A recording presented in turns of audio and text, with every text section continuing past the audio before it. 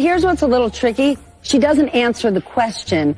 Madam Vice President, you just laid out your economic vision for the future. Yeah. But still, there are lots of Americans who don't see themselves in your plans. For those who say these policies aren't for me, what do you say to them? Well, if you are hardworking, if you have the dreams and the ambitions and the aspirations of what I believe you do, you're in my plan. You know, I have to tell you, I really love and am so energized by what I know to be the spirit and character of the American people. We have ambition. We have aspirations. We have dreams. What's going on, guys? We got to react to Kamala Harris doing her first major solo interview with Stephanie Ruhle. Of course, a disaster, just like every interview that Kamala Harris participates in. This would be no exception because there's a combination of word salad, a bunch of blaming Trump, trying to roast Trump, talking about crowd sizes that they keep saying that Trump won't stop talking about, yet they're the ones who keep bringing it up. And I watch every Trump rally and he never talks about crowd sizes, but you know, these woke leftists will say what they say. Now this lady, Stephanie, has been notoriously a Kamala supporter, so it doesn't make sense to really have her conduct this interview with Kamala. It actually seems pretty unethical if you ask me, and it doesn't exactly instill confidence in MSDNC's journalistic integrity. She was just on Bill Maher defending Kamala Harris to the death not long ago. And let's say you don't like her answer. Are you going to vote for Donald Trump? No, I'm not. Kamala I just said I'm not going to vote for her. She's not running for perfect. She's running against Trump. We have two choices. And so there are some things you might not know her answer to. And in 2024, unlike 2016 for a lot of the American people, we know exactly what Trump will do, who he is, and the kind of threat he is to democracy. You're just not supposed to say, well, you have to vote for Y because X is this, that, and the other. Let's find out a little bit more. And I don't think it's a lot to ask her to sit down for a real interview as opposed to a puff piece in which she describes like her feelings of growing up in Oakland with nice lawns. Then I would just say to that, when you move to Nirvana, give me your real estate broker's number and I'll be your next door neighbor. We don't live there. So with that said, she absolutely should not be conducting this interview. However, they just decided that they wanted to give Kamala Harris a boost. They're hoping that this does it. I don't think that it will. I actually think that all of these different things, even though they're trying to do them, I think that maybe for the lowest common denominator, they might like Kamala Harris, but I think she comes across as very disingenuous. She doesn't come across very likable. And I think inevitably things like that, along with this horrendous economy and so forth, is going to lead to her crushing defeat. Now, there are some reactions at the end after this interview, so stay tuned to the end so I can show you guys what some other people, including Stephanie, had to say, because they actually were kind of critical of Kamala, believe it or not. They tried to say she did a great job while simultaneously saying she didn't really answer questions, which sounds about right for Kamala. Well, she didn't do anything good, but we still support her is basically how this story ends. Spoiler alert. Without further ado, let's get into it. Vice President, you just laid out your economic vision for the future. Yeah. But still, there are lots of Americans who don't see themselves. The economic vision that Kamala Harris has, for those who don't know, is just the credit of $50K for small business owners, which like nobody's going to qualify for. And then a child tax credit of $6,000, which also you have to qualify for. Who knows if you're going to get a full $6,000 tax credit. Like you have to, like that doesn't mean anything. You have to survive up to that point. What if you don't make it to that point? If your child starves and they come back later like, well, here's $6,000. It don't matter now. You already made me pay the $6,000 in taxes that I couldn't afford to begin with. Let's keep going. Plans. For those who say these policies aren't for me, what do you say to them? Well, if you are hardworking, if you have the dreams and the ambitions and the aspirations of what I believe you do, you're in my plan. You know, I have to tell you, I really love and am so energized by what I know to be the spirit and character of the American people. Bro, what are you talking about, man? We have ambition. We have aspirations. We have dreams. We can see what's possible. We have an incredible work ethic. But not everyone has the access to the opportunities that allow them to achieve those things. But we don't lack for those things. But not everyone, gets handed stuff on a silver platter. Okay, I want to pause real quick and ask you if you heard what her answer was in regard to the people who don't feel as though they're covered by her economic plan.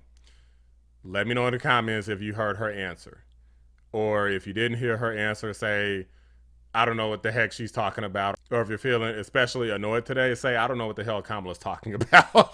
Okay, let's keep going. My vision for the economy, I call it an opportunity economy, is about making sure that all Americans, wherever they start, wherever they are, have the ability to actually achieve those dreams and those ambitions, which include, for middle-class families, just being able to know that their hard work allows them to get ahead, right? I think we can't and we shouldn't aspire to have an economy that just allows people to get by. People want to do more than just get by. They want to get ahead.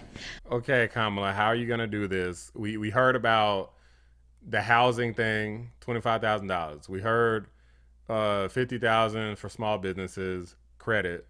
Then we heard the child tax credit, and then price controls, basically, which just stops the prices from increasing too much to basically try to hide y'all's crazy inflation causing policies, but it doesn't actually make the prices go down, which is what everybody's asking about. Everybody's asking about how do we make the housing prices go down, interest rates go down, and then the price of goods, services, and energy go down, which are things that Kamala Harris has never covered. She just says, well, we're going to give you more money for those things, which creates more inflation. And I come from the middle class. Look, my mother raised my sister and me. She worked hard. She comes from the middle class, guys. Did you not know that? Did you not know that by now, that she comes from a middle class family? Because she keeps saying it over and over again to make sure that you know that she's relatable.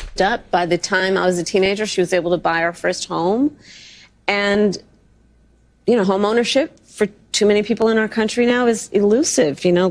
Gone is the day of everyone thinking they could actually live the American dream. So part of my vision for the economy is let's deal with some of the everyday challenges that people face and address them with common sense solutions, such as affordable housing. Polling shows that most likely voters still think Donald Trump is better to handle the economy. Why do you think that is? Well, here's what I know in terms of the facts. He is better at handling the economy. Donald Trump left us with the worst economy since the Great Depression when you look at, for example, the employment numbers. It was during COVID, and employment was so high because we shut down the government, we shut down the country. Even before the pandemic. Cap, full stop, cap, lies. The economy was literally on the up and up and immediately dropped around January, February 2020. Not before then, Kamala. Let me ask you about taxes, because lots of people will say, I don't like Donald Trump, but he cut my taxes. He didn't just cut corporate taxes, he cut individual taxes. He did. Now that expired. MSDNC telling the truth? Wait a minute. He cut everybody's taxes. Say that again. Expanding that child tax credit, or you mentioned housing before, giving that extra money for a first home. If you can't raise corporate taxes, or if GOP takes control of the Senate, where do you get the money to do that? Do you still go forward with those plans and borrow? Well, but we're going to have to raise corporate taxes, and we're going to have to raise. We're going to have to. She don't know what to say, guys. She's like, we gonna do it. We're gonna find a way. Make sure that the biggest corporations and billionaires pay their fair share. That's just it. It's about paying their fair share. Repeat the question. She might as well just say that. If you stalling for time, just say, repeat the question, please. I am not mad at anyone for achieving success. That's cap, and you know it. Stop the cap. Stop the cap right now. And looking holistically at the connection between that and housing. And looking holistically at the incentives we in the federal government can create for local and state governments to actually engage in planning in a holistic manner That includes prioritizing affordable housing. Y'all hear how many times she said holistic? Holistic. Slap yourself. Donald Trump connected with unions. He saw them. There was an emotional connection. But what he didn't do was deliver policy. In the last 4 years, we have seen huge wins in this country for unions, but not all unions have gotten behind you. I want to understand, when the Teamsters decided not to endorse you, what was their reasoning? What are they looking for? Well, let me go back to our just previous conversation. I'm very proud to have the endorsement. Maybe instead of asking Kamala Harris, you should ask the Teamsters. You ever thought about that? Steelworkers and almost every other major union in America, because yeah, like the IRS union endorsed Kamala Harris, for example. That's a great endorsement. The IRS. The independent economists have already measured this by the sales. This is a lot of stuttering, Kamala. Tax of doing a 20% tariffs on all imports that he has described. People can't afford that. But tariffs aren't unique to President Trump. President Biden has tariffs in place. He's actually looking to potentially implement more. Where do you come out? And the Trump added tariffs to China for a bunch of China products, and Joe Biden kept them in place, which I'm confused. Since when are people acting like, I mean, I guess it's just politics, but now they're acting like tariffs is like, oh my gosh, the sky's gonna fall. You're gonna add tariffs. It's gonna just raise everybody's prices. Tariffs historically have never been the be all end all thing. And then worst case scenario, you could just adjust them back to what they were. You could just continually make adjustments until things work out in your favor. Is there a good tariff, a bad tariff? Well, part of it is you don't just throw around the idea of just tariffs across the board, and that's part of the problem with Donald Trump. Frankly, and I say this in all sincerity, he's just not very serious about how he thinks about some of these issues. And one must be serious. And the cackler in chief, Kamala Harris, is talking about somebody not being serious enough. This has got to be the most bubbly person that we've ever seen. This lady is so fake. Like, okay, sure.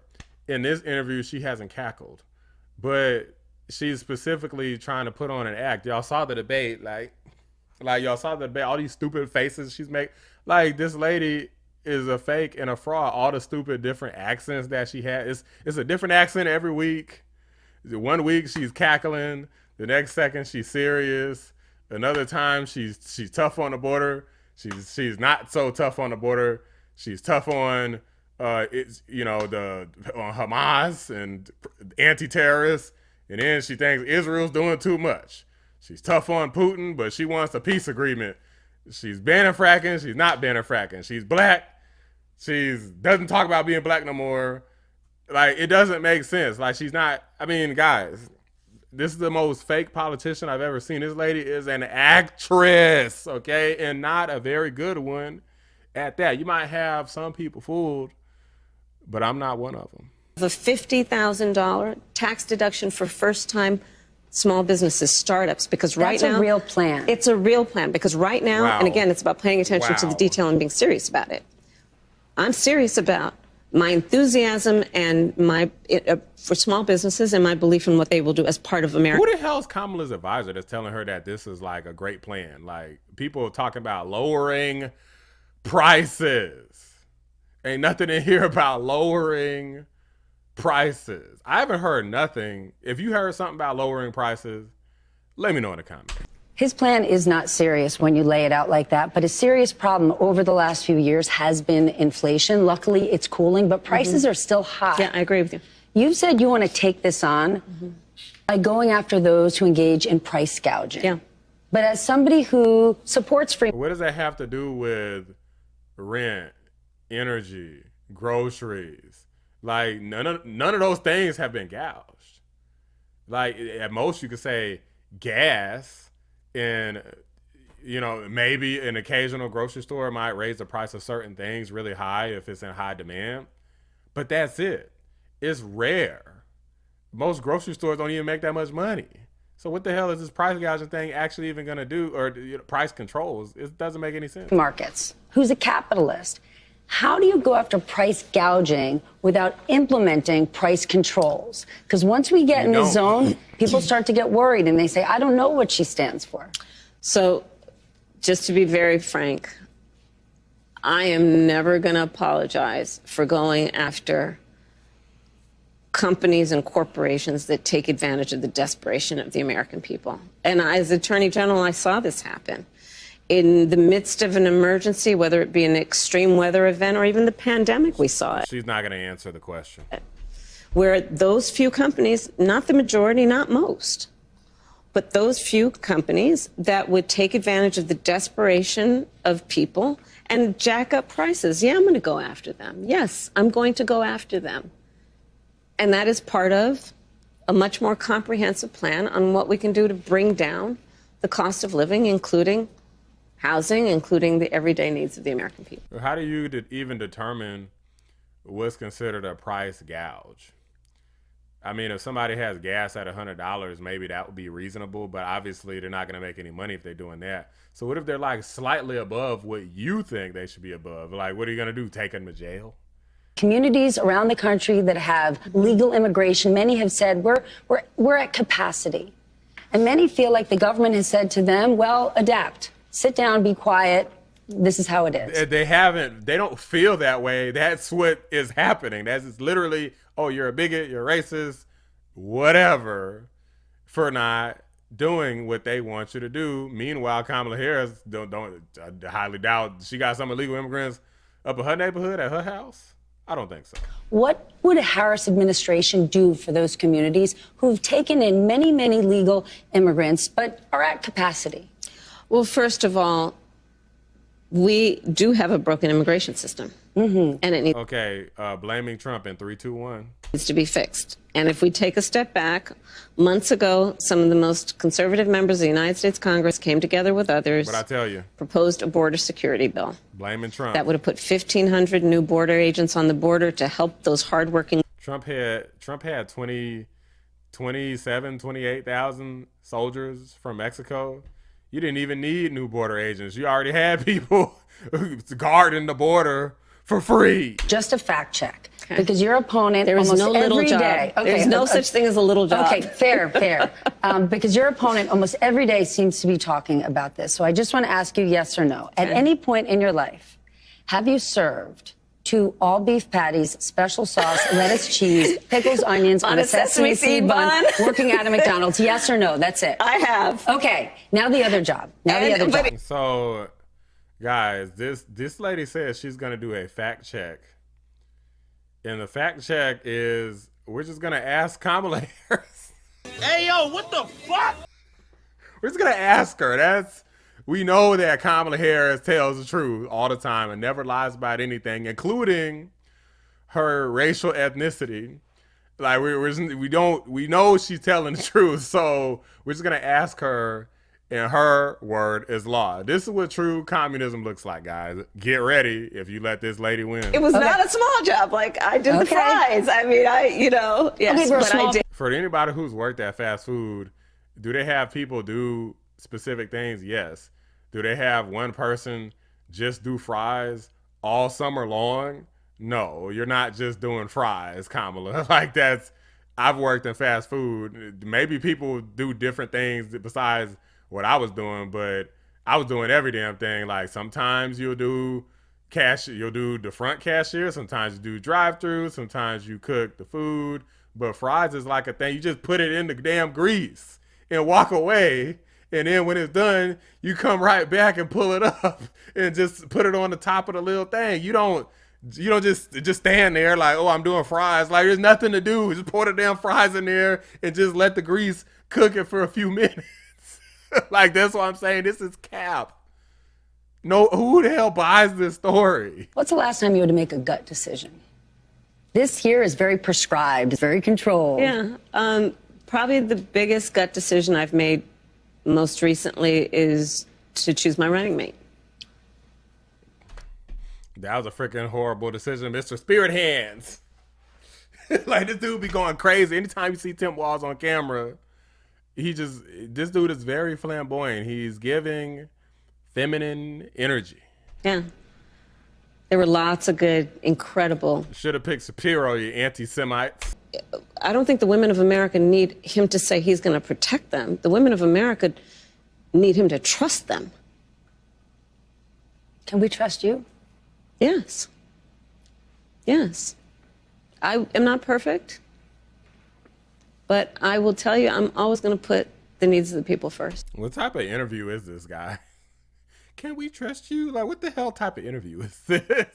Guys, I'm going to let you see some follow-up stuff that she said, because in my opinion, it didn't sound good. She's basically making ridiculous excuses. Take a look. But here's what's a little tricky. She doesn't answer the question around if the GOP is controlling the Senate, if she can't raise corporate taxes, where is she going to get the money from, to expand the child tax credit and do all the things she wants to do. And she says, we just have to do it. And that's great, and that's a campaign promise. But the issue is, if it means we're just going to borrow again, then what we're doing is we're just never addressing the deficit. And back in the days when you were a proud Republican, debts and deficits mattered. Work, and one could watch that and say, well, she didn't give a clear, direct answer. That's okay, because we are not talking about clear or direct issues. Yes. She actually was perfectly reasonable. And listen, there's some things she's not giving you a direct answer on because she's a politician. Right. She's a great interview. I sat down with her for 25 minutes. Yeah, go talk. You might not have liked all of her answers, but she had one for every single question. So as you can see, this lady's saying that Kamala Harris doesn't even answer questions. But I don't know, some kind of weird way she likes to try to spin it and make it seem like it's an okay thing. Like, well, it's a complex situation, so she's gonna give a complex answer. There's no clarity in terms of the situation, so there's no clarity in terms of the answer. The presidential nominee for the United States, the leader of the country, probably the strongest nation and most powerful person in position in the world, should have clear answers. Are you nuts? Scott Jennings, finish him off.